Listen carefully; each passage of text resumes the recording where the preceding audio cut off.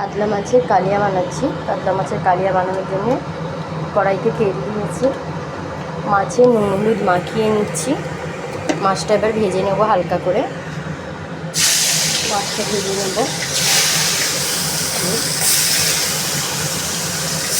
মাছটা একটু ভেজে নিচ্ছি।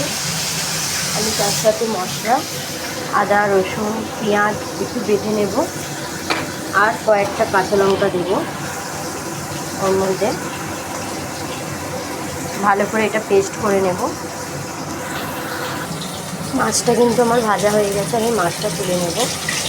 নিয়ে মাছটা তুলে নিচ্ছি। আমি কেটে রেখেছি একটু কুচি করা পেঁয়াজ আর টমেটোর কেটে রেখেছি।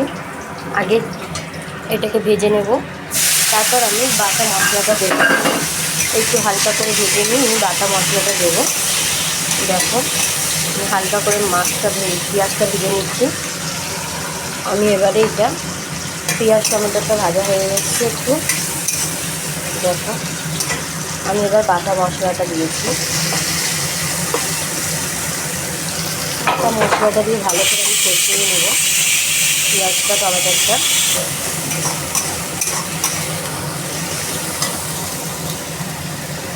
একটু জিরের গুঁড়ো দিয়েছি, একটু ধনের গুঁড়ো দিলাম, লাল লঙ্কার গুঁড়ো দিয়েছি একটু,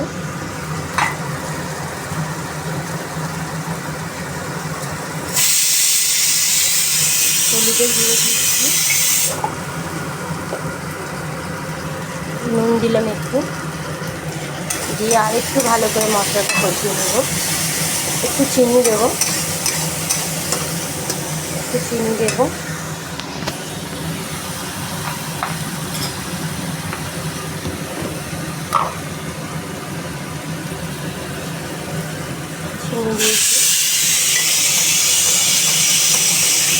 ভালো করে আমি মশলাটা কষিয়ে নেবো যাতে কাঁচা মশলা না গন্ধ দেয়।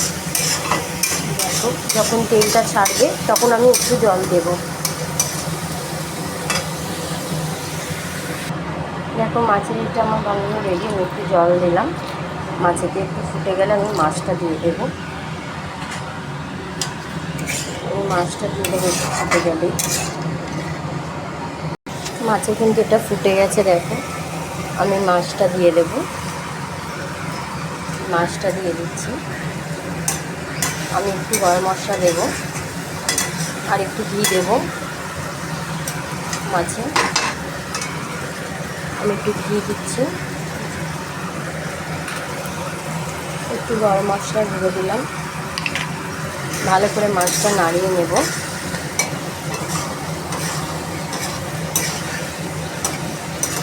দেখো মাছ কিন্তু আমার রেডি। মাছটা দেখো আমার রেডি হয়ে গেছে।